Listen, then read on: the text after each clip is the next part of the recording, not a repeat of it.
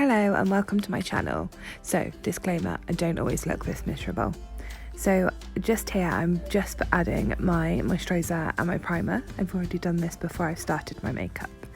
I've also got my beauty blender damp and I'm using the Estée Lauder Double Wear foundation, and that is in 1N2 Ecrue. I think I said that right. What I tend to do with this is I tend to put it onto the beauty blender, dot it around my face, and then I gently press the beauty blender into my face, making sure that the foundation is nice and blended out.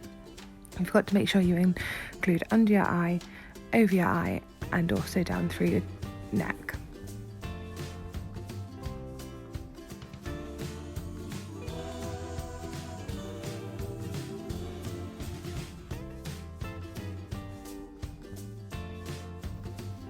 As you can see here, it's all nice and blended and it gives a full coverage. Now moving on to my concealer. This is the Lasting Collection concealer in Fair, and I just add this under my eyes to get rid of the dark circles, around my nose as I tend to get redness around the corners of my nose, and just down the bridge of my nose as well. This just highlights the bridge of your nose so that you can contour it. I then blend this with my beauty blender to make sure that this is all blended out, and I tend to go for a lighter one than my foundation, and this is just to highlight in the places that I need highlighter. Another disclaimer, my eyebrows are tinted, so that's why they look quite done here, but later on in the video you will see that I do fill them in as well. My hair is very light naturally, I do dye it dark, and that's why I have to tint my eyebrows, but each person can do what they feel is best for themselves.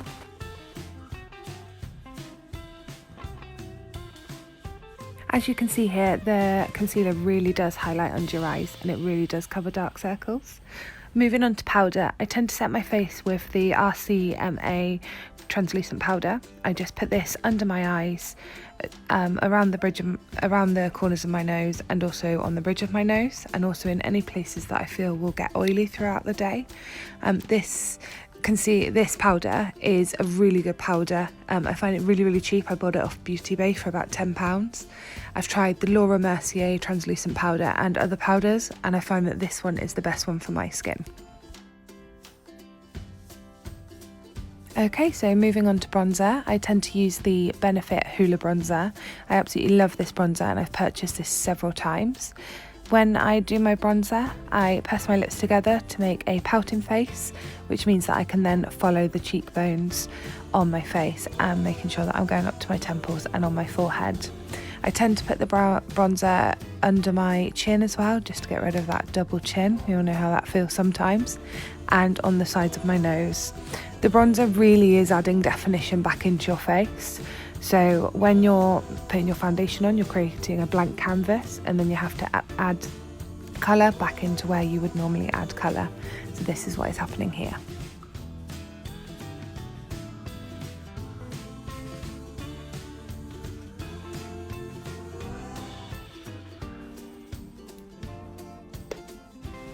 Okay, so here I just take my beauty blender that I used to put my powder on again, and I just put this down the side of my contour just to make sure that I get that sharp definition and that it makes my cheekbones stand out a little bit more. I tend to find this helps with blending as well. I really don't like those sharp lines, and so this just blends it into your face and looks a little more natural. As you can see here, it's just done that. So moving on to my eyebrows, I always use the Anastasia Beverly Hills Dip Brow Pomade. Mine's in medium dark just to match my hair colour. And this eyebrow pencil, I'm not sure where it's from, but I really like the spoolie on the end of it. I always brush my eyebrows first, and then I tend to apply the brow pomade afterwards. I really like a high arch, so I always go underneath my eyebrow and then above my eyebrow to get the arch. I then add the brush towards the front of the brow, just making this a little bit less harsh so that it looks a little bit more natural. I do like a defined eyebrow, so that is why I have them quite dark and quite filled in, but that's to everybody's preference. After I've done my eyebrows, I always add mascara, and I'm using this Maybelline mascara. I find it really extends your eyelashes, and also it really curls them as well. I do sometimes wear individual lashes, and that tends to pull the eyelashes out, so when I'm not wearing individuals I wear this because I find it the easiest one for me.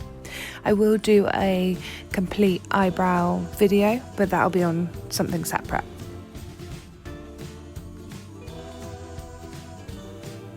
And finally, I just add some highlighter. This is the Becca x Jaclyn Hill Champagne Pop highlighter. I really like this because it has like a pinky goldy undertone, and my skin is quite pink, so I find that it ties everything in quite nicely together. I have had this for a really long time. I bought it in Paris about a year ago, so it is well worth the money. It does last a really long time.